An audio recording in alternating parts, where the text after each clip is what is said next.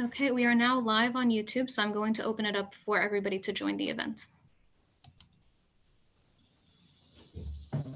Excellent. So perhaps we can give everyone just a couple of minutes to get online.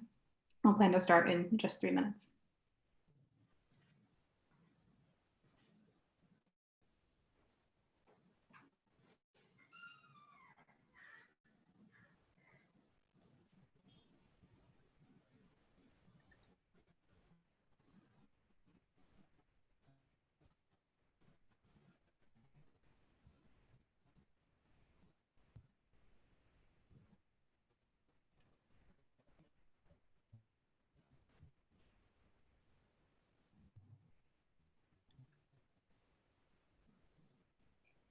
Great. I think maybe we can get started, and then as folks are able to get online, they can join us. So I would first like to say good morning and good afternoon to everyone, and thank you for joining us today for the SIPE webinar, Business for Peace, the Private Sector as an Ally for Regional Resilience in the Sahel. I'd first like to extend a warm welcome and express my thanks to both our panelists and our participants. I'm really excited about today's discussion, and I think that there's a lot of expertise that we have in the room, and I'm looking forward to understanding kind of how everyone is seeing the current context in the Sahel and thinking about private sector engagement. My name is Hannah Wetters, and I'm a program officer at the Center for International Private Enterprise, leading our Sahel portfolio, and I will be moderating today's session. I am joined today by Mr. Maman Siddiqui, Executive Secretary of the G5 Sahel, Mr. Amadou Ould Abdallah, Senior Mauritanian diplomat and founder of the Strategic Center for Security Studies in the Sahel-Sahara, C4S, Ms. Annick Gouba-Guibal, founder of the public policy consulting firm AGC and board chair of the Burkinabe think tank Free Afrique, and Dr. Gever Yao, Senior Director for Northwest and Central Africa for the US Chamber of Commerce. For more information on the panelists and their backgrounds, I'd invite everyone to please visit the event website page at sahelinitiative.sipe.org. Before we get started, I'd like to go over some general housekeeping. Our discussion will be approximately an hour and a half this morning. We'll first hear from SIPE's Executive Director, Andrew Wilson, and then that will be followed by 45 minutes of a panel discussion. Finally, we will wrap up with questions from the audience and closing statements around 12 p.m. Excuse me, the chat option is closed for this webinar, but we have a question and answer box at the bottom. A chat moderator is standing by to reply to direct and indirect questions to the panel.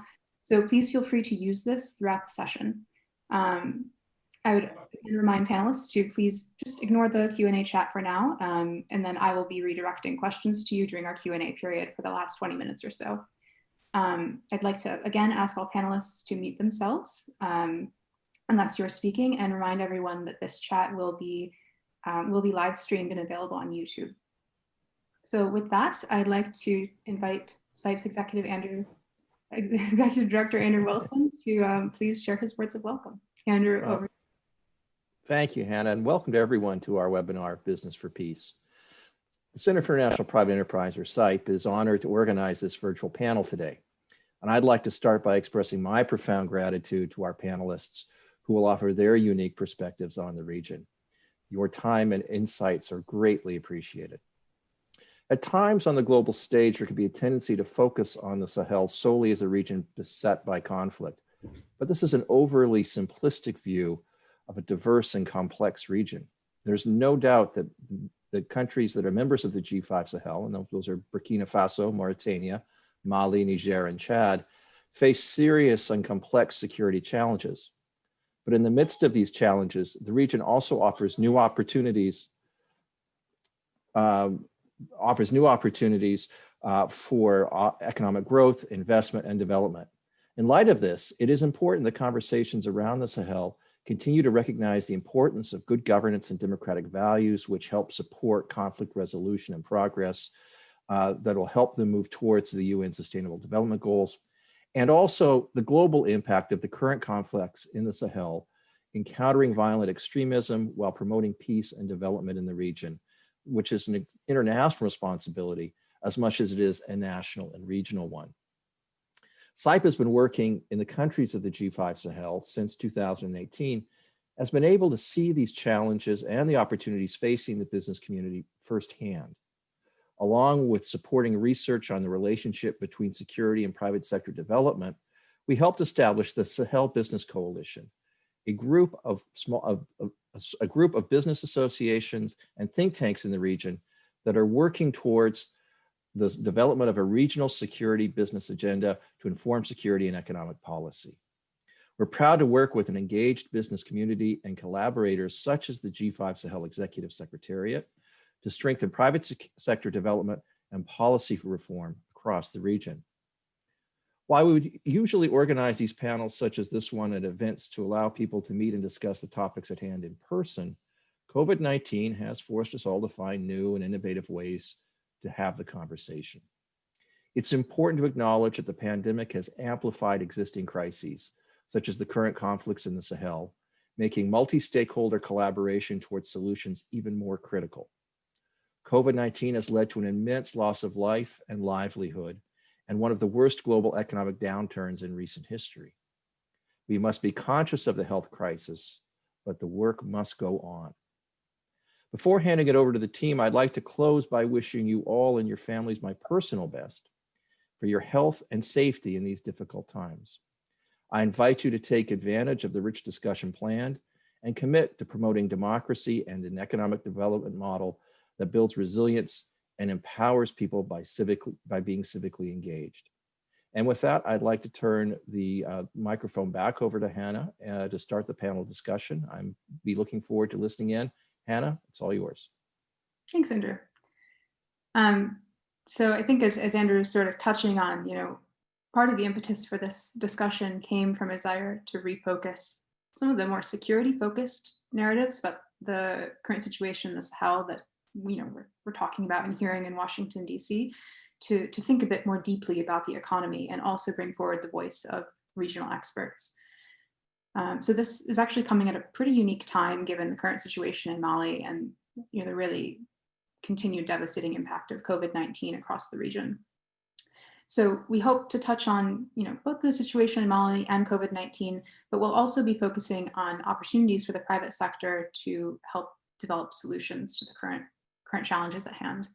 So we hope this furthers conversations that emphasize the important role of access to jobs, access to markets, and opportunities as a critical part of reducing conflict. This will be the first of several conversations on this topic supported by SIPE, and I would invite you to please watch for other opportunities as we move forward. But in this first discussion, we're going to be sort of laying the groundwork. We'll seek to first understand the current situation in the Sahel, opportunities for private sector engagement, and then examine what is needed to strengthen regional economic resilience. So with that, I definitely want to hand it over to our panelists. Executive Secretary Siddiqui, I would like to have you start. What is your perspective on the current situation in the Sahel for the past 6 to 12 months? What are the main challenges and opportunities that you see? Thank you. First of all, thank you so much for your organization, CIPE, and thank you, Executive Director, for welcoming us and for providing this opportunity. I'm always when I'm on a panel or any other forum with my friend and senior colleague, Hamidun Abdallah, I'm humbled to be on that forum and somehow almost not feeling well to be speaking before him. You would understand what seniority means in Africa. You understand also who he is for me, coming after him at the UN and doing whatever he has done a little bit, including Somalia and other places. We were just last week together, over a week ago, in Bamako for a week, following the events there, working on supporting the ECOWAS efforts and also understanding exactly what's going on, talking to stakeholders, to all actors, from the military down civil society and religious leaders, traditional leaders, and colleagues like yours and diplomatic corps, and trying to make a sense of what's happening to us again and again in the kind of environment we are in. But I don't, I'm from an oral tradition. You understand that sometimes we tend, well, just to speak. So I'll try to avoid that mistake or that tendency. Try to respond to your question briefly. Your executive director said it. G5 Sahel is made of 5 countries. Again, Burkina Faso, Chad, Mali, Mauritania, and Niger. I'm from Niger, but I'm G5 Sahel. And as you probably know, also G5 Sahel is a market of 80 million inhabitants, scattered over about 5 million square kilometers. Huge challenge. In 2014, these states I mentioned created a regional institution whose mandate really is, as you pointed out initially, combining security and development efforts. I'm one of those who tend to talk more about development than security, and we can talk about it later. Prosperity is one of the building blocks of a peaceful society. Well-trained, employed workers have a purpose and contribute to value creation. The past 2 semesters for us were times of great media attention, not only because of Mali, but because of attacks here and there and other issues, but also discrete progress. In order to implement G5 Sahel's priority investment plan, which sometimes we tend to forget, but that's our boussole, our roadmap, resource mobilization efforts focused on investment targeting on border areas and fostering regional integration. With member states' contribution, 13% of the investment program is footed by the countries themselves. Bilateral support, multilateral funding focused, for instance, on road construction with the Arab Bank for Development of Africa, rural development with YMU, which is Union Monétaire Économique de l'Afrique de l'Ouest, and health with African Development Bank, and other partners, of course, but I'm just mentioning those to which we belong. The main challenges are relevance, rapidity, and impact. We do as much as we can to ensure that initiatives such as, initiative contributes, let's say, to priorities defined by the member states and interested parties such as our chambers of commerce. Then I would say this, time is of the essence. Transactional costs are so expensive for a small entity like ours, and at times it takes 2 or 3 years to secure funding from a multilateral bank. And this time frame is far too long for any Sahelian SME. Then impact is what so many partners talk about, and what really matters beyond the paperwork. This is where, frankly, more needs to be done for companies, cooperatives, and public entities. So, of course, I look forward very much to this interaction and to hear also from the public, but please don't box us into security only or military interventions. We are far more than that, and our people wait for goodies, so to speak. Like any of us, they want education for our children. They want water and sanitation. They want health. And usually I say they want education for their children, and that is not negotiable. So I will stop at that. Thank you so much. Thank you so much, Executive Secretary. So I think, you're touching on the points that I think we all are really hoping to dig into a bit further in this conversation. With respect to opening remarks, I know you mentioned that you had just been with Ambassador Ould Abdallah in Mali, and Ambassador, I think if I could ask the next question of you, given your experience in peace building, what is your understanding of the the current situation in Mali and across the Sahel, and what opportunities do you see to focus on development and stabilization kind of in the coming months to years?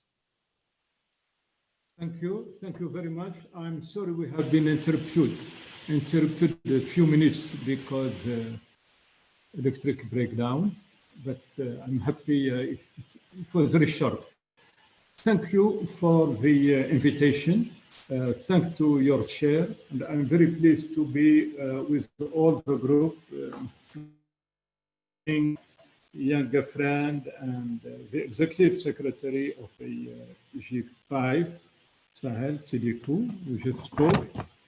The question is very important. The Sahel has no cyclic performances or threats since the mid-70s. This does not or should not make me much older, but it is just a reminder that we are not starting from zero. In the mid-70s, we had a more severe drought, which ended up with the establishment of a secretariat in Ouagadougou, the CILS, the Comité Inter-État de Sahel, and the Club du Sahel. And because now we have this threat, which, as Sidiko said, is economic, is security, is military, and so on, we should also keep in mind, or our memories alive, not only to help us do better performance, but to show local population we are not just passing and starting from zero, because they know it. And people will say, okay, you have the G5, you have Alliance Sahel, you have this, and you still have the SEALs and so on. More precisely, I feel very concerned, or maybe before I say my concern, I was very happy with what you have been doing over the last years, addressing business. You know, all this exercise you made with Dr. Sidat on Burkina Faso, in the Sahel, including Mauritania, on business. So working with business is very important. It's not fashionable. It is not as visible as the military operation, but it is most useful, and we should continue. This being said, I'm very concerned, and because I don't have institutional obligations, I'm very concerned by the situation in Mali. Here is a country who, over the last 10 to 12 years, has been under attacks, and its army attacking. So there are serious security problem in Mali with an army who is not prepared financially, on equipment and on personal basis to sustain this long fight. It happened that they made a coup after street demonstration for over 2 or 3 months. The recent or yesterday decision to put them in a corner, I'm not making a judgment. I don't have the information the head of state have, and I indeed respect the head of state decision. They have better information. They know how it works or how things don't. But my fear, especially with my experience, I don't like army in any country like Mali or Sahel countries to feel humiliated. My experience, what happened in Liberia, in Sierra Leone, when army is defeated internally, put in a corner externally, it is the only viable institution. And each collapse may bring Mali to worse. So I hope decision will be made to help get an understanding between Malian and their colleagues in the region. This is my first opinion. And because when we have Sierra Leone or Liberia in the heart of the Sahel, it is a threat to everyone. I hope also our friend in Europe and the US and will all work together with, it is not easy, we'll all work together to ensure we have a single, open, modest message to everyone and to avoid. Yesterday, they had a huge demonstration in Western Mali, supporting, for instance, Russia. We are not anymore in the Cold War, but we should not push people to be in a corner. And I conclude here, continue doing your work. The dividend takes time to mature, but it is helpful, and thank you again. Thank you, Ambassador. So I think you touched on a couple of really important points about the relationship between insecurity more generally and the economy. So I'd kind of now like to turn to Anik. Ms. Guba, you are wearing two hats, both as a public policy expert and also as the chair of the Free Afrique, the Free Afrique board. And Free Afrique, for those who don't know, is a Burkinabe think tank that is doing really excellent research, both on the security front, on the economy front, more recently around COVID-19. Anik, what are the current findings from Free Afrique about the relationship between security and the economy, and how is COVID, what are the impacts of COVID on both fronts? Thank you very much, Hannah. So maybe to start, thank you for having us here in this discussion. And we've been very happy to collaborate with SAIP since 2018. Our discussion started around the communication between the public and the private sectors. And we then realized with the findings of 2018 that security issues were growing in terms of menaces perceived by private sector actors. And this is how we ended up working on a study, a regional study. So when we're looking at the impact of insecurity, maybe if you just allow me to backtrack a little bit.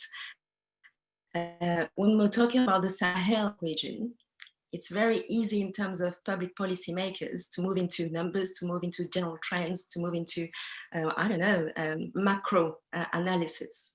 But I think that we do need to remember that when I was preparing this discussion, I thought, okay, what is Sahel for me? But actually Sahel is home. My grandmother is from the region of Mali, the Gao region. I was born in Bobo-Dioulasso. My father comes from the border, or near the border of Ghana on the Burkina side. And I think that when we think about public policy and the issue of Sahel, we need to remember it's not just numbers. It's not just, looking at global terrorism and the impact on the world. It's also thinking about people on the ground, and people working on their own development. And the Sahel at the moment, when we look at media, it's terror attacks. And we might forget that this is an area which has ancient traditions, absolutely fantastic culture, which has the desert seems empty, but if there's one thing that the desert is not, is empty, because there are millennium-long agreements, there are trade routes, it's a place which is not a blank sheet. And this is what policymakers and all the people working in the G5 Sahel, our diplomats and our private sector are working with on the ground. So when we started looking at these regional studies, because it was really clear for us that there are regional dynamics that we need to understand better in terms of the impact of insecurity on the private sector, partly because there are answers which need to be given at the local level, at the national level, but also at the regional level, if we actually want to bring answers which might change the course of what we're going through in the Sahel. I'm not going to reinvent the wheel. I think that it's quite clear to everyone, the connection between development, poverty, unemployment, insecurity, and how all the terror groups kind of feed onto all the frustrations, lack of perspectives that people have. And basically it's easier to recruit someone who doesn't have anything to lose. And the Sahel problem has kind of accelerated in 2011 with the Libyan crisis. And this Libyan crisis had different components and different consequences. But one of them was that we had loads of people who were working in Libya who had to come back home with nothing. And some of them had only the ability to be security or insecurity people. And it was easy to recruit them when they don't have anything else to live and they actually become a burden to their family. So I think that we need to remember that insecurity, development are not disconnected. And I really appreciated the commentary of the representative of the G5 Sahel Secretariat, when he was saying, don't box people into the corner of insecurity and military actions, because development is not only that. And the central place of the private sector in partnership with the public sector is essential, because on the ground, what's creating value, what's generating employment, what's allowing people to have the infrastructure needed to have their everyday life and needs covered is actually what the private sector provides. When we looked at the situation in the region, we realized in the different countries in different ways, because the G5 Sahel countries are very different. You cannot compare Mauritania. They seem to have kept the ocean to themselves, and we landlocked countries, we have our rivers and love it, but we all have very, very different situations. So when we looked at the macro data, we could see that basically insecurity pushes the countries to have higher military spending. And this is at the cost of spending for education and for most of the social spending that we need in terms of health, etc. We can see that this insecurity has kind of destroyed some of the achievements that we had in previous years in terms of longer term development. And this is longer term impact. When you look at the fact that in Burkina Faso, we've got what, I think 1,500 or even more schools closed. In Mali, I think that we're around 900 schools. We're talking about many, many children not going to school, and the situation has lasted for years now. This has an impact on hospitals, which are closed, but this has also an impact on local bank agencies. So all the things which make local life possible and private sector activities possible have been limited or completely stopped. We've got parts of the national territories not in the control of the state, and we've got issues connected to the integrity of our states. We've got problems now in terms of social cohesion. And this social cohesion, which is kind of the fantastic material we've had in West Africa and all the Sahel region for years, with great social engineering mechanism allowing us to abide by our hospitality rules, which allow people to travel, to be hosted in different countries. Well, this, with the pressure of insecurity, with the difficulties, with the poverty, is really destroying our social cohesion. And then we've got something that's really important, which is the credibility of our states. The development of this insecurity is kind of connected. Also, there are different elements, but one of them is the fact that there are areas which felt completely neglected by the states. And some of these jihadist or terror groups came in and filled gaps. And we have now a major challenge, which is to support our states and to see how we can bring back that credibility and we can bring back a rule of state. So in terms of impact and where we're going, there are loads of aspects, but we believe that supporting the private sector at the different levels, whether we're talking about local level, whether we're talking about bigger structure which can work at national level, or trying to understand how we can have a coordinated answer at regional level is really key. Because if we manage to bring perspective, to bring employment, to create value, we're going to be able to limit the appeal of some of these terror and jihadist groups. Thank you, Anik. I think there are some... Now, would you allow me to say something, Anna? Excuse me here, just to be talkative. It's music to my ears what I'm hearing Anik talk about. And I'm sure my senior colleague, Hamedoun, would agree. These are the kind of discussions we had in Bamako as well. As a former World Bank officer, having served in Washington and now being more at the field level, if not at the local level, we know what we all talk about right now here. It's really investing in what I call social engineering, and that's what we're trying to be doing, because domestic and local social engineering belong to Sahel's untold story. And thank you, Anik, for reminding us that. We have been working at G5 Sahel, working with local level through, for example, a 1 year long 1 billion CFA francs, I would say only 1 billion CFA, with a Mayors Alliance in Dori, Burkina Faso, Gosin, Mali, Tilaberi, Niger, and Timbuktu again in Mali, trying to foster to improve the livelihood of 5.5 million people living in the regions of Sahel, Burkina Faso, and then parts I mentioned, Niger. And what we did is simply to make sure that we focus on what they believe are our very priorities and that they can be working on themselves. Essentially, again, health, water, cattle-related infrastructure, etc. And we realized one thing, is that the whole issue is about the art of delivery, which is a method that is you need to make smart, sharp, and more importantly, stakeholder focus, because those are critical to secure meaningful and impactful interventions. Sahelians themselves, and that's what Anik is saying, are assets of great significance for value creation. They include folks, social engineers whose agency consists in ensuring that no one is left behind and profit is shared in a fair way. Most of the time, what we have, intervention we have from outside, are about picking up actors, say NGOs, sometimes from outside, and then that creates more tension than anything else. And we have big designs that are fine, but difference is made on ground if the actors, the beneficiaries, as we sometimes call them, are those who really make the things happen.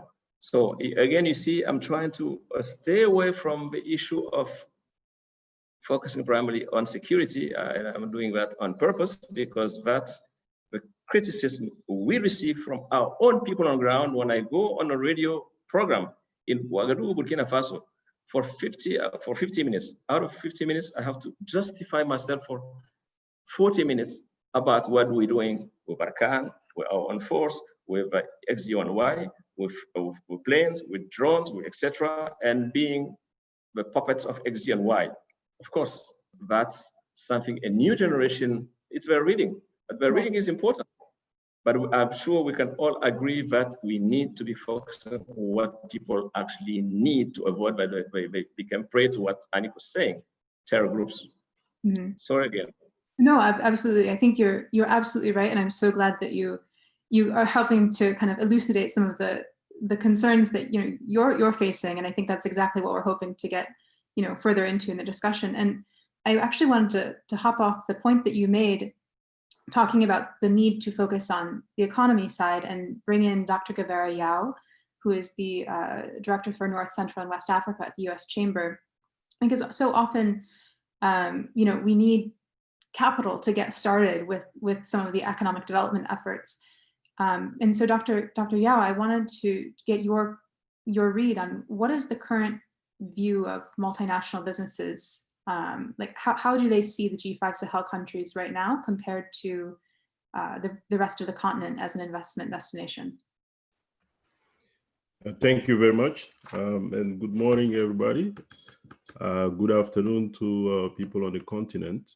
I'm very pleased to be part of this panel discussion on an issue or topic that is extremely dear to my heart and very passionate about, having the opportunity to work early in 2012, 2013 with ECOWAS on the ECOWAS Sahel strategy. And I remember having a discussion with the G5 Sahel Executive Secretary then on those issues. And I'm very, very pleased to note that it seems that we are speaking the same language now, specifically coming back to the issue of development.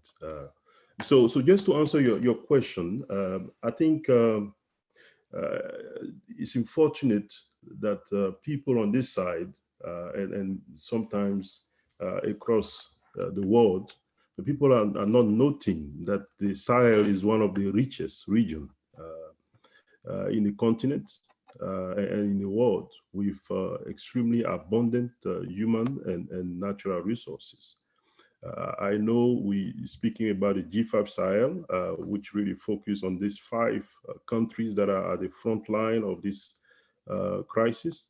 But if you look at the Sahel in general, which encompass close to 10 countries or so, you have an estimated population of more than 300 million people with a very rich cultural heritage. I think the lady, Ms. Guba, was talking about that.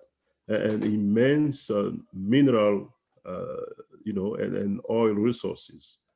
But unfortunately, the news and the recent news in the region has been dominated by insecurity caused by, terrorist attack, violent extremists, which make the Sahel countries potentially less attractive to foreign investments. As you may know, during conflict and security crisis, the perceived risk by investors is usually high, and the cost of doing business, of course, is certainly onerous. But the situation, this situation really we see has really impacted the Sahel countries' economies in many ways, right? We have seen a huge toll of this burden borne by a local private sector and the population at large. I think the lady explained how this impacts local banks and local businesses, SMEs that have to close because of this very issue.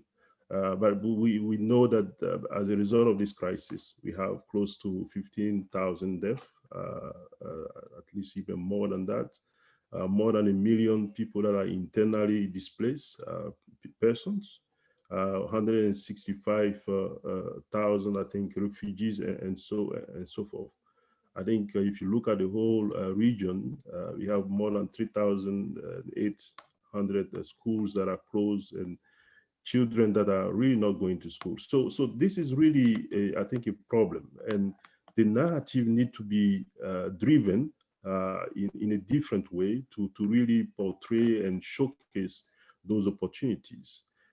As the world's largest business federation, with more than 3 million businesses of all sizes and sectors, the US Chamber and East Africa Business Center, for which I work for, has been really a preeminent voice for increased trade between the US and Africa. We believe that policy that promotes good governance and inclusion, as well as economic opportunity for the youth and women entrepreneurs in the Sahel region, stand a great chance to regain stability and prosperity for all. So peace for business, in my view, can be a reality in the Sahel, and the private sector definitely has a big role to play. So that's what I wanted to say at the onset, but I'll be happy to discussing that nexus that focus really on the economic opportunities in the region and what can be done for the private sector to really showcase.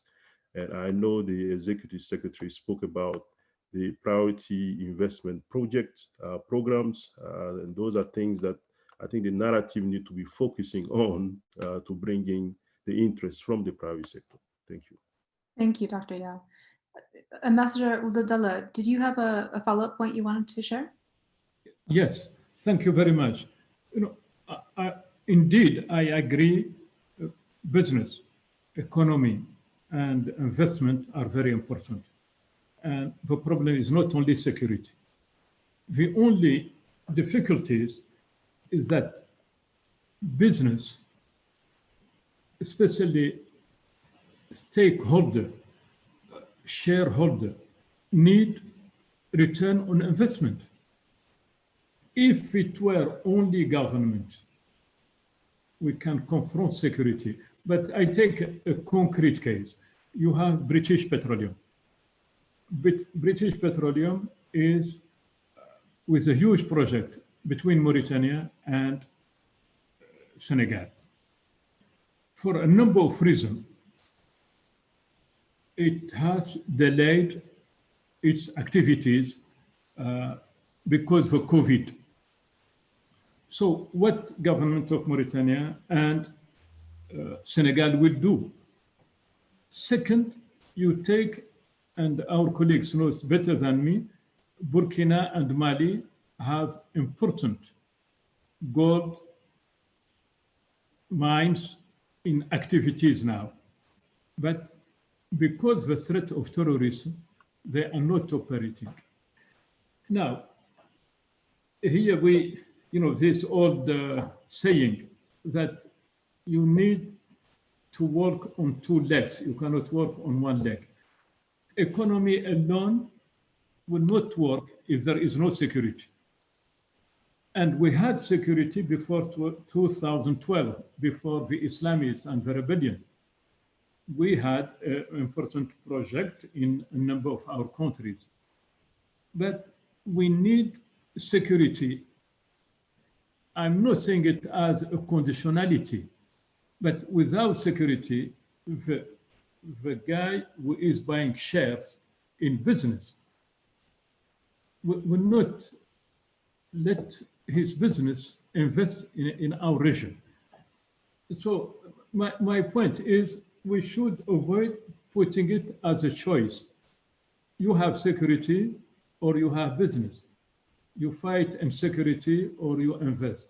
The decisions are not as simple. We need good governance first to be attractive, and we need investment if conditions are there. And we should give enough guarantees, maybe too costly, to business doing. I give a concrete case. If you take Burkina and Mali, no big mining companies will go unless additional guarantees. And government, because insecurity, cannot give these additional guarantees. Again, we are not dealing with government only. We are dealing with private sector, including Chinese. It's not only Western. Chinese would like, their private sector, even their business, state-run business, I take in Mauritania, for instance, in fisheries, they need the minimum security. In conclusion, work on two legs, good security and good business. The only problem, business, you cannot decrete. Tell people you go invest there, especially if it is a private sector. Thank you. Thank you, Ambassador. This actually takes us back to the mission of the G5 Sahel Secretariat, as I understand it, which is both security and development. So, Executive Secretary, I'd like to come back to you with what Ambassador Ould Abdallah was just saying. The G5 Sahel Secretariat has been very active in supporting multi-sector stakeholder engagement. Can you tell us a bit more about, one, the development side of the G5 Sahel, but two, what is the role for the private sector there? How does the private sector regionally participate?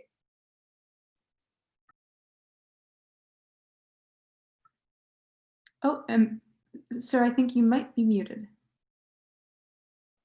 Yes, thank you so much. I was muted and I was playing with my mouse, so to speak. No, thank you so much. Let me first of all say that we've been so much working internally and so much taken by this issue that Ould Abdallah was talking about, working on two legs, with one side working to empower our joint force to do work on ground, and on the other hand, making sure that our program d'investissement prioritaire, our investment program takes off. That we sometimes lost track a little bit of the work with private sector, so to speak. We've been approached by many stakeholders, as you may imagine, including the private sector, from Mauritania all the way to Chad on the other side, our folks work together and create successful ventures. I'll talk about a case that Ould Abdallah knows very well, or a group or a company as ally that offers services of good quality, transport, etc., beyond the Sahel all the way to the coast, Abidjan, other places. Our member states, I do believe, need to invest more into mechanisms that convert informal entities into formal companies.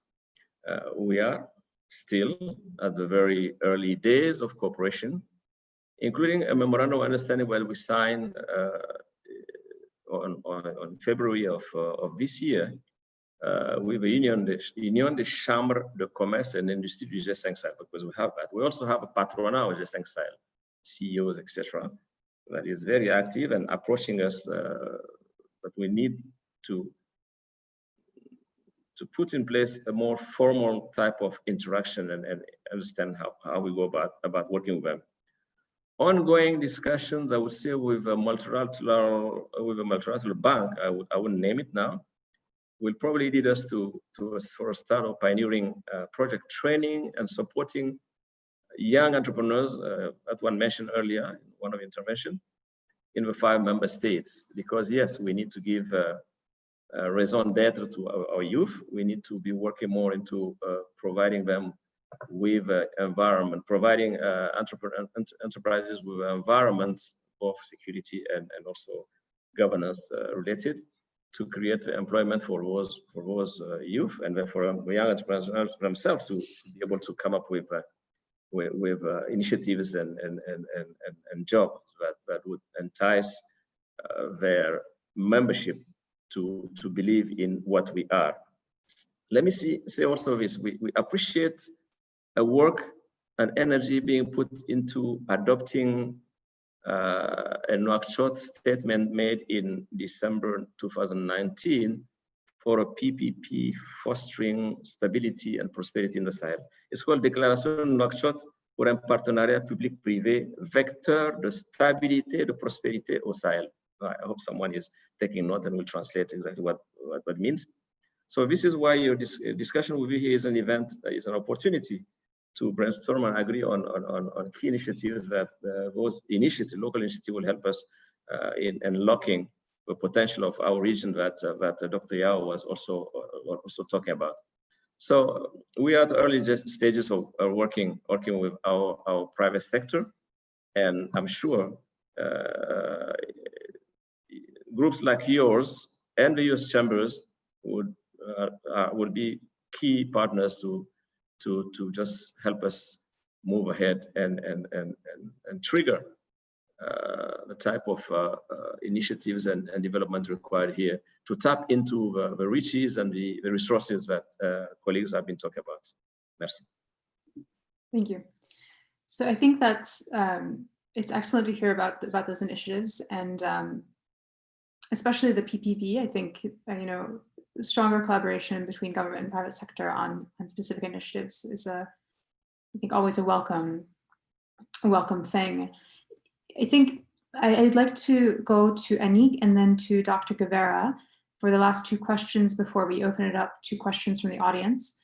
Anik, one of the things that has come up a lot is the coordination needed between private sector and government on policy. One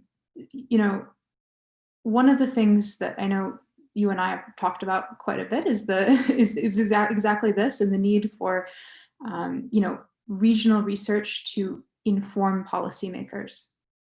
From your perspective, what is most needed across the region to effectively accomplish this, for the research to be about the most important questions policymakers have, and then correspondingly for policymakers to really access that research?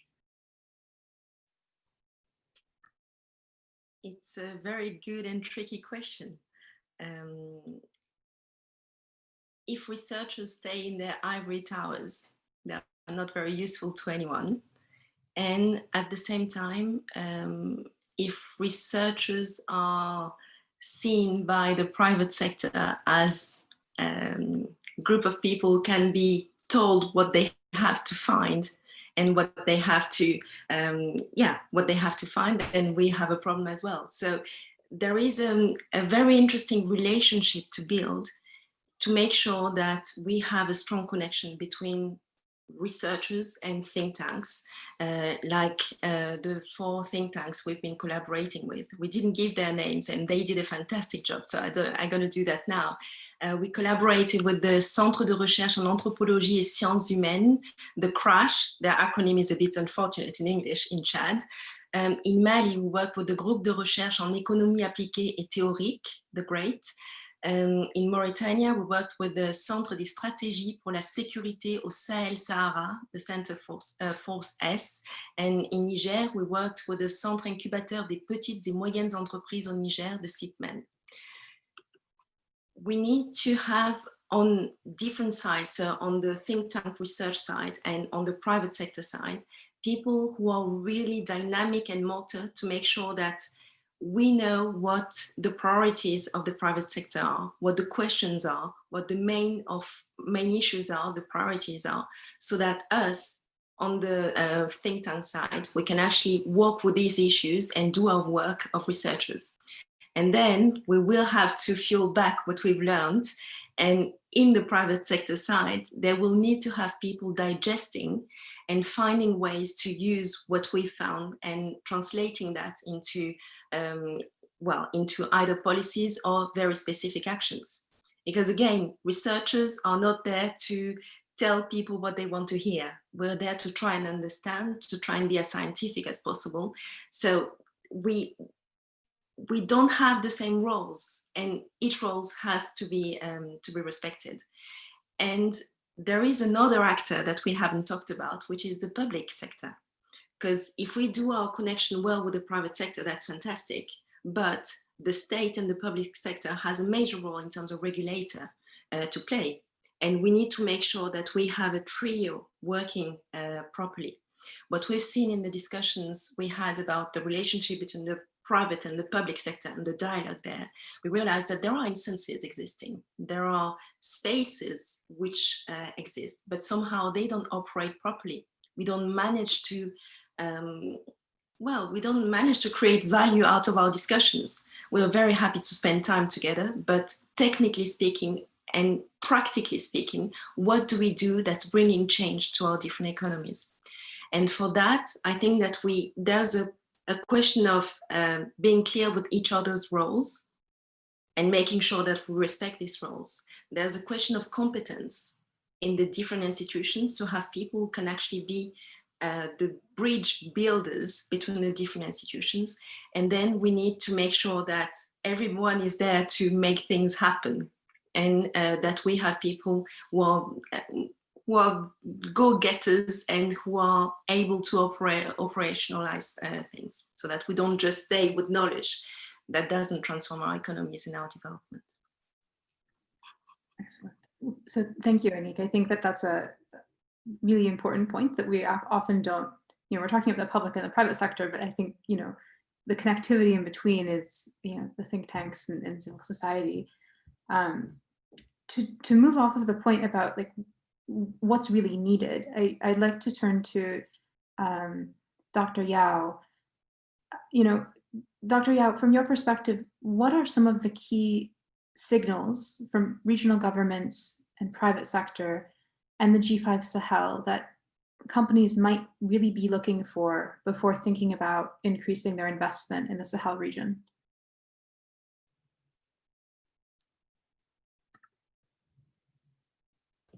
Yeah, thank you very much for the question. I think it's, the private sector, what they really care about, as you know, is really return on investment.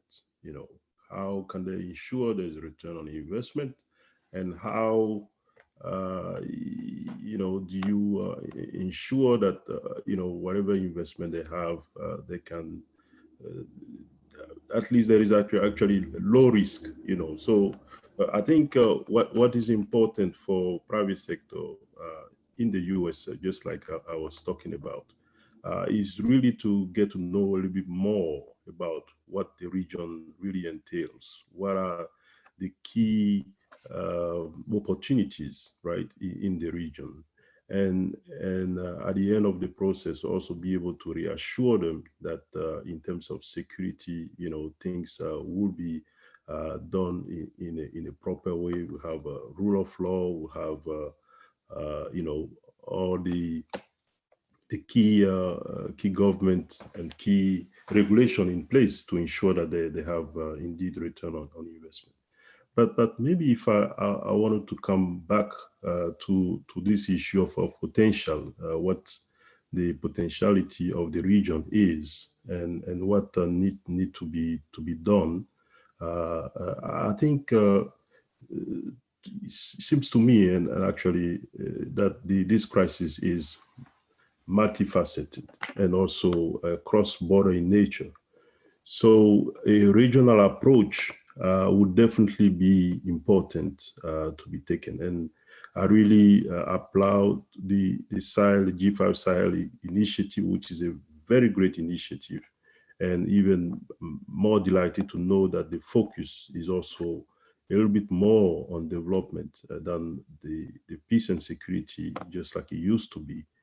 But I think we need to look at a much broader, scope, because if you look at what is happening, Boko Haram in the Lake Chad, unfortunately in Nigeria, in Cameroon, I think it's important to establish some type of strong partnership and with regional organizations like ECOWAS, CEMAC, of course, to see to bring the contribution, effective contribution to that involve all the key stakeholders involved in the crisis. And I remember when I was actually working at ECOWAS, and we used that approach where we brought people from UMOA, we brought people from the Permanent Interstate Committee on Drought Control in the Sahel, called SILS, the Niger Basin Authority, the Lipta Koguma, and to identify strategic area of intervention beyond peace and security. And I think we're able to do a good job by really identifying key sectors to improving interconnectivity by developing regional transport. We're talking about road transport, airports, river, because we have a huge river in that region, and railways. We also were able to identify projects in the area of telecommunication and energy. Renewable energy is extremely huge in that region, more than 4,300 hours annually, one of the highest in the world. And also bringing programs that identify education and vocational training for the youth. I'm bringing all this to say that indeed it's important to put the emphasis on the investment priority program that the G5 Sahel has, and be able to showcase, with feasibility studies and what need to be done to making sure those projects are attractive to the private sector. Once all these are done, then it's easy to really send a strong signal to the private sector. And then I think in that you have to also include the diaspora. The diaspora has a big role to play. I believe they are the first ambassador because they know the region, and they also happen to know, private sector on its side. So if you are able to bring the diaspora, that will definitely help in increasing foreign direct investment in the region. So again, to answer your question, the signal is really to ensure that we have proper rule of law, that once a private sector comes and invests, they are able to get a return on investment, and or everything being put in place in terms of peace and security. Yeah. Thank you, Dr. Yes, Executive Secretary. Do you want to have what? Yeah. one more comment quickly before we move to questions? Yeah, thank you. Yeah, very briefly, I would like to reassure Dr. Yao. We all here realize that women, men, goods, and ideas need to travel throughout our environment here to really, for common benefit. He mentioned something that is key and we're working on, which is feasibility studies. For example, we have a railroad that the head of state wanted to build. We know, but this sometimes takes decades because you have to create conditions for people to come and invest. But the feasibility study has been already done. At the prompting, I have to say it, of Chinese, because there was a China-Africa meeting somewhere in Beijing, I believe, and they said, okay, you want a railroad from Nouakchott to N'Djamena. Can you imagine what that means? What is the feasibility study? And based on that, it's done now with some funding from the Arab Development Fund, actually. But also, we are working on something that we consider very important. We're almost there. It's free roaming throughout the region, just to make sure that foster regional integration. We have facilitated interaction or conversation between private and public sector in the area, and hope that significant progress will be made in order to reach this milestone. So I will stop at that. That's very key. Also, new telecommunication technologies have to be built a little bit more into. Thank you so much. Absolutely. Thank you so much for the update on that. I think that's very interesting, and I wish we had some more time to dig into that a bit further. So I think, Executive Secretary, I'd like to stay with you. The first question we have is directed at you.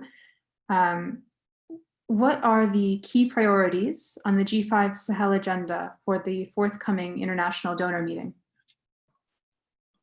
Forthcoming international donor, say it again. What are the key priorities on the G5 Sahel agenda for the upcoming international donor meeting? Okay, I don't know which meeting you talk about because we're dealing with international meetings every day. First of all, we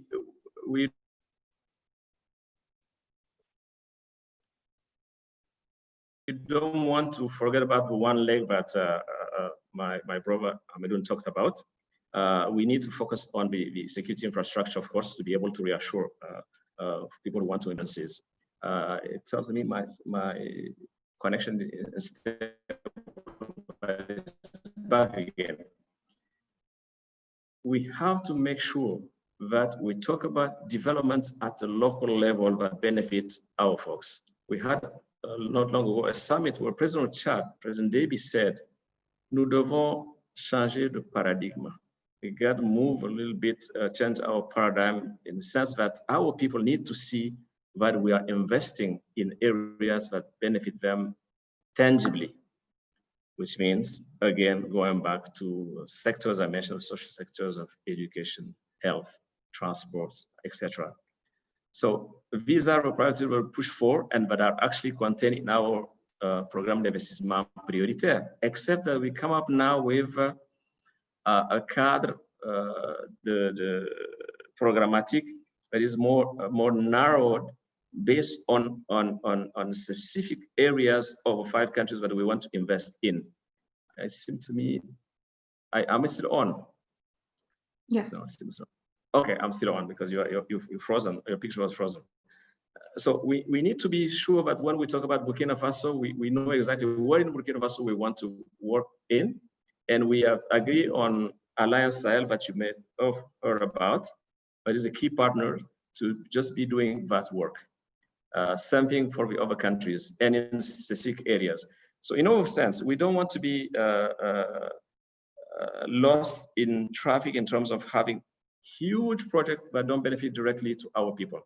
Secondly, we have to ensure, because states cannot do it all, because public funding cannot do it all, even coming from the biggies, we have to make sure the public sector is with us via our own private sector, via our own private sector institutions, the chambers of commerce, the businesses, or like Liza mentioned, but they really accompany the movement to make it a program of the people and of the enterprises, also of the Sahel, in conjunction with partners outside.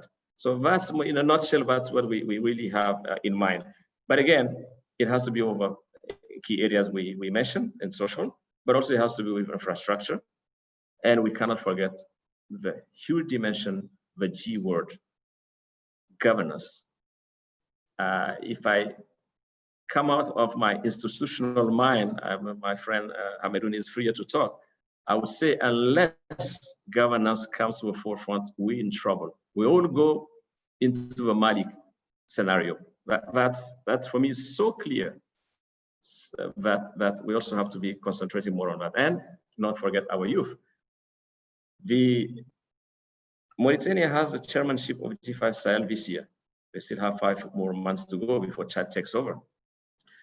In the roadmap of President of Mauritania, the key theme he put forward is youth employment, having a sense for their own lives. And that's what we focus on, including in the fight against violent extremism. We have to focus on the youth, not only in terms of, we're not giving them arms. We talk about really educating them. We're taking about supporting them to come up with enterprises and to understand that it's also an ideological warfare that we're dealing with here. So I'll stop at that, but that's where we're heading. So if you go to the development donors, we say together, we agreed on a programme d'investissement prioritaire. In December 2018, you came and made pledges. Let's move on those pledges, made those pledges a reality. And also let's expand the partnership beyond traditional partners and move to others, like coming on board all our development banks, coming on board all of Arab trust funds, etc. Absolutely. Thank you so much, Mr. Siddiqui. I think the connection might be slightly interrupted. So we have great questions for all of our panelists. I do want to be conscious of time. Amadou, are you with us? Oh, it seems like. Hello. Yes, Ambassador Abdallah, can you hear me? Yes, I do. Excellent. Thank you. Thank you. Yes, there's a question from the audience for you, if you don't mind me asking. It seems like the military and terrorism-related conflicts are now moving more towards social, ethnic, and community conflicts, like Pular and Dogon. Do you feel that the new risk needs a different approach in the Sahel? Thank you. The more a conflict lasts, the more it becomes vicious and it spreads and make business or becomes a business on its own. I would like to understand, to explain again. It starts as a crisis. Then it becomes a tribal or a regional or a religious.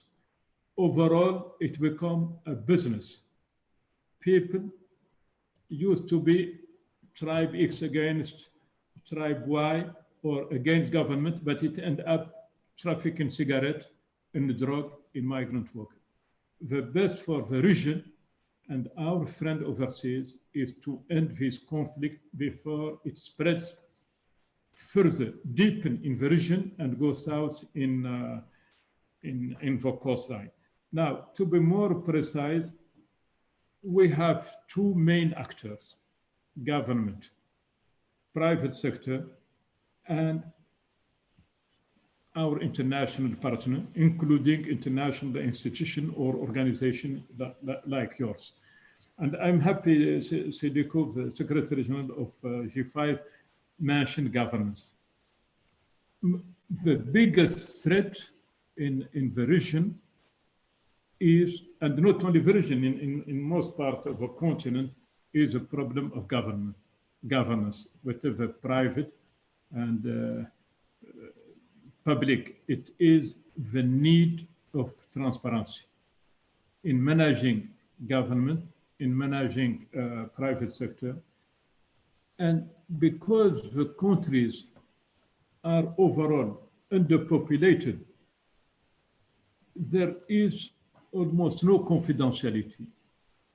Any bad deed is immediately known and the interpretation multiplied. You know, if I don't know if it is right to mention big countries with 100 millions and so on. You know, in our countries, the largest populated one is maybe Burkina and Mali, 20 million or something. So anything happening spread immediately. And thanks God, despite their shortcoming, the social network, WhatsApp and others, help protect population despite their shortcoming, despite possibility being manipulated from overseas. They help, you know, bring more transparency. So to be more precise, good governance, as Sidiko has said, is very important. Not only managing public service, but addressing corrupt practices. And I'm not talking of corruption of a policeman on the street or custom in a small place. I'm talking of private, big corruption in big businesses. In big businesses, when it hurts, you know, government, and it hurts its reputation and its image. So I hope I have responded to your question, but I have problem here with the internet.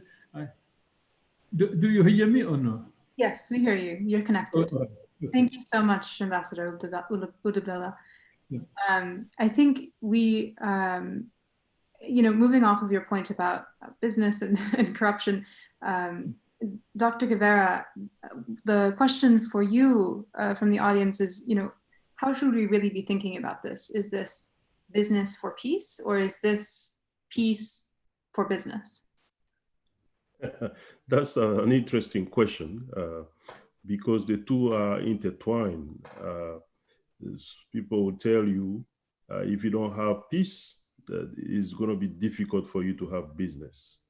At the same time, if you don't have a very and sound business opportunities, people are also, you know, inclined to go into terrorist activities because it's easier. It's a way to quickly get some money, just like we have seen in the case of Boko Haram in Nigeria.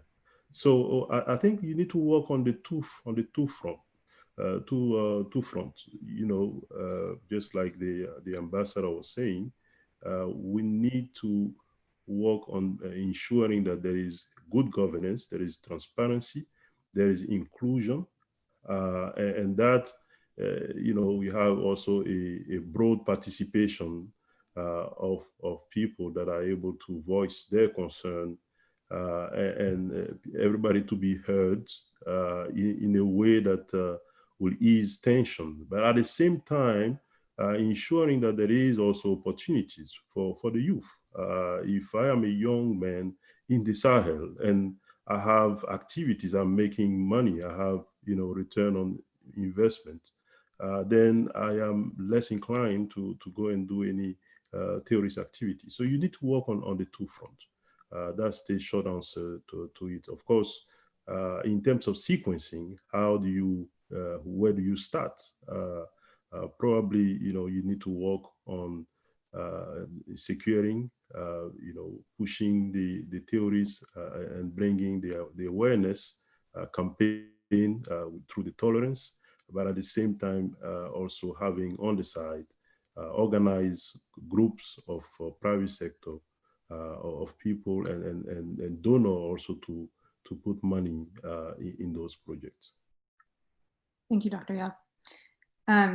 So finally, you know, Anik, interesting question for you. The diaspora dimension, excuse me, the diaspora dimension is often missed out. Do you think that Sahel salvation can be brought about with the return or participation from the diaspora? Is this a necessary requirement? Well, the problem of salvation is that we sometimes don't have the same definition of it. So we need to be careful with this word. But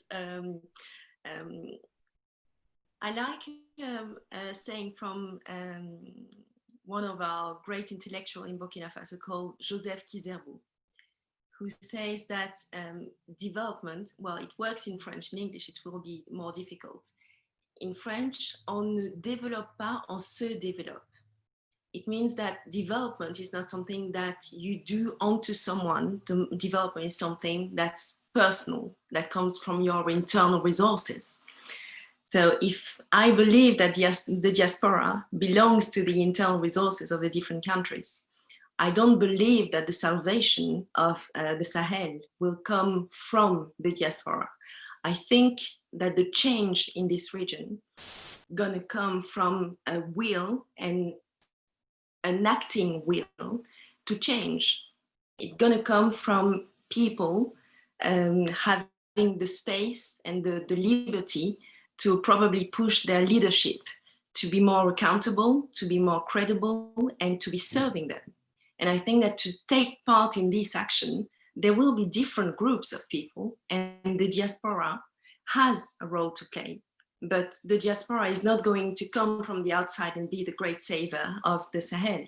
And in there, and that's why I came with a joke with your question, because actually coming back from the diaspora and reintegrating the countries, learning how it works, especially if you've been out for a very long time, and making sure that you bring value and that you're not imposing something from the outside, another thing imposed from the outside, is actually really complicated. It's really difficult. There have been attempts by many people, and which are very sad attempts because they don't work.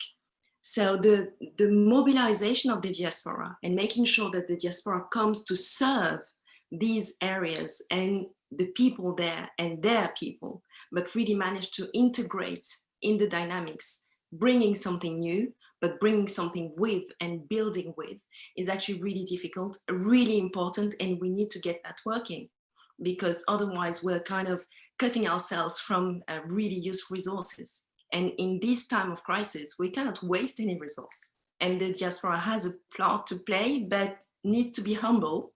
It's not because we are Harvard graduate or HEC graduate, or I don't know, that we can believe that, yeah, we have a superpower to change things on our own, because we're there to serve and to build with. And basically people who have stayed in the country remain our hosts somehow when we come back. And we need to remember that. And maybe just one comment for Mr. Guevara. In terms of the private sector investment, foreign investment into these different countries, for me, one of the assets is building real partnership with entrepreneurs who are from these countries. Because again, they are the host of people investing from the outside.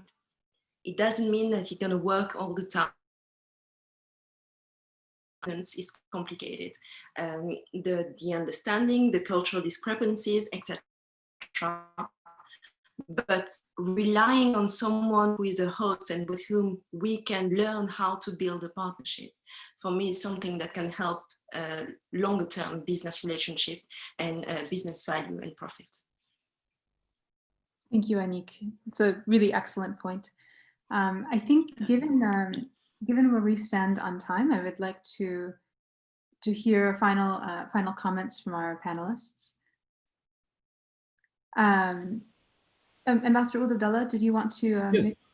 Just one point quickly. I'm sorry to interrupt you.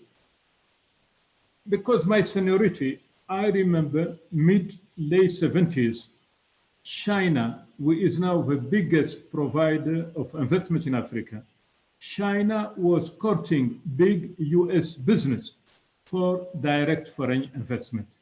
So please don't think we will develop without private investment, whatever national or foreign. Second, I agree with the lady that diaspora, third generation will help because family connection. Third generation, they will try, and rightly so, to make their own living in their new country. Why should we force them to remain tribal like us? we have to be very clear. They will be Norwegian or American or Italian or something. We should not bring them back to our tribal system. This is what I would like to say, but no development without big investment when I remember China, Korea, Japan. Thank you. Absolutely. Thank you, Ambassador. So let's move to concluding comments. I think that Dr. Yao, I would like to invite you to go first, followed by Anik, Ambassador Ould Abdallah, and then finally Executive Secretary Sadiku. If you could try to keep your comments to 1 to 2 minutes, that would be great. Thanks, Dr. Yao. Yes, thank you. It was really a delight to be part of this esteemed panel discussion.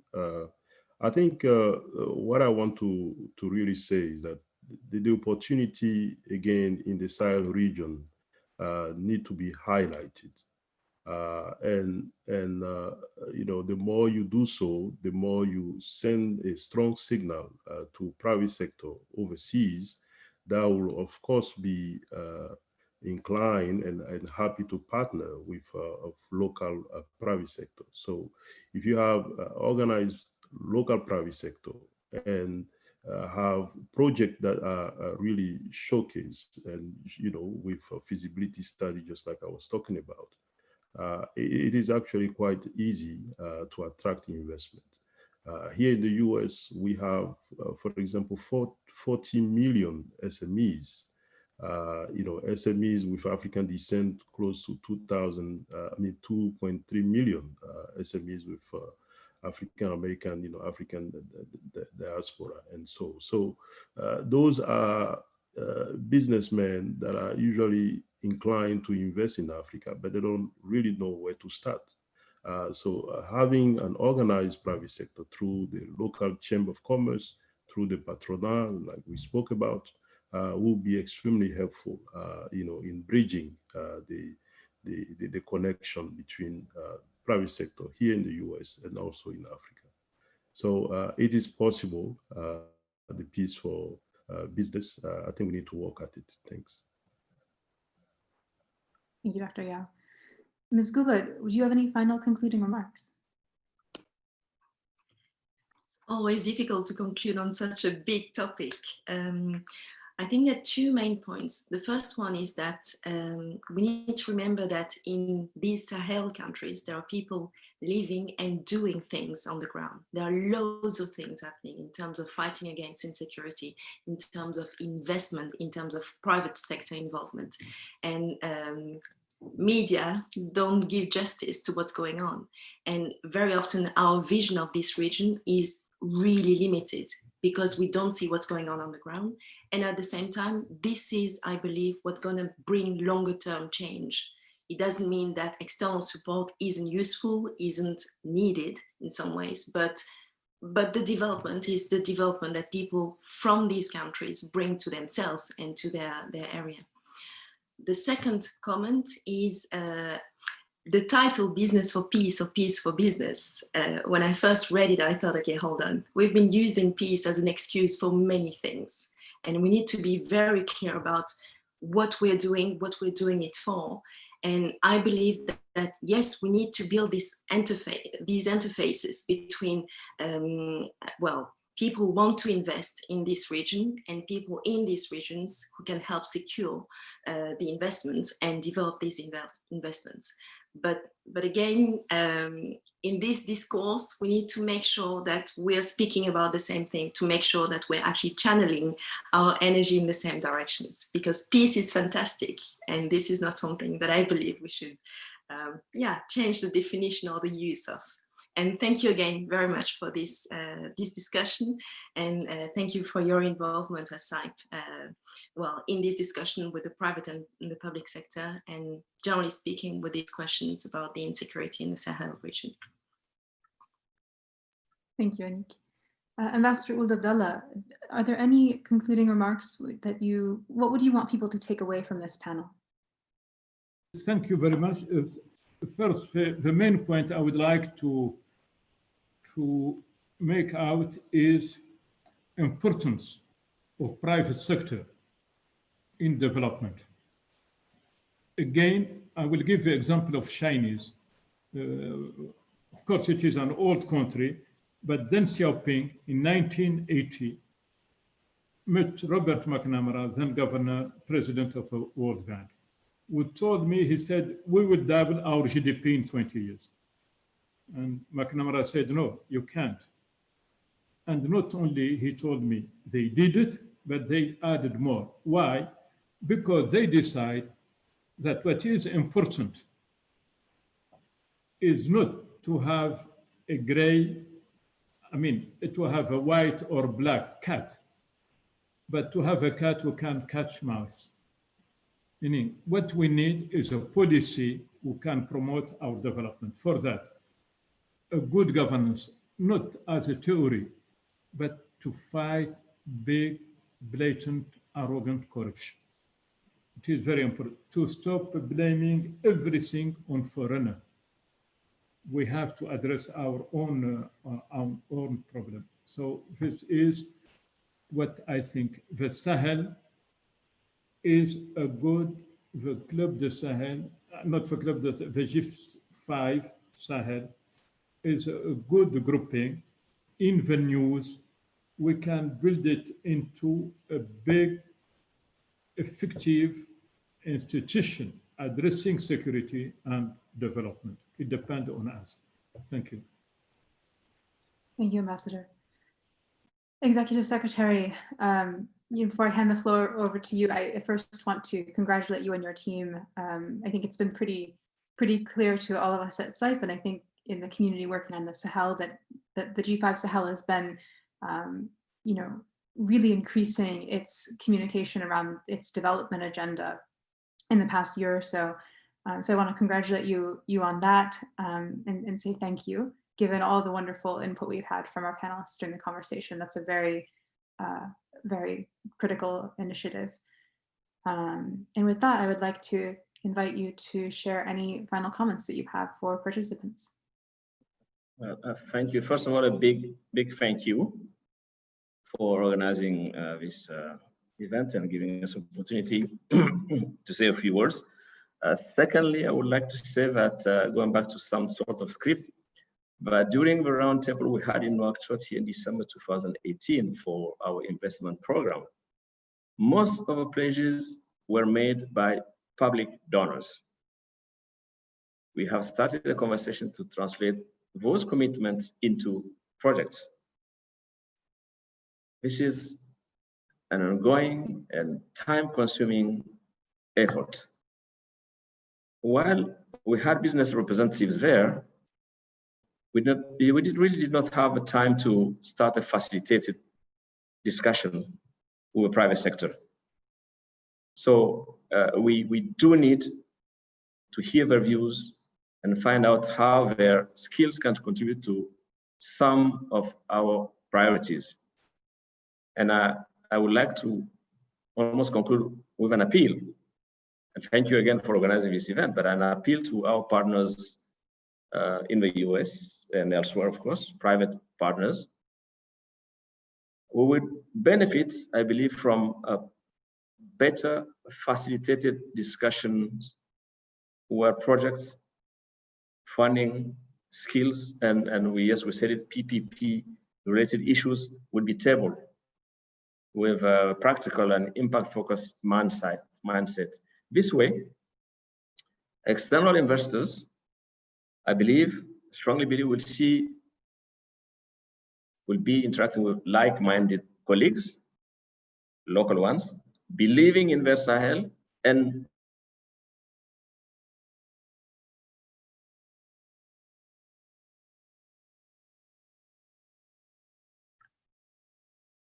I think we're running into a small connection issue.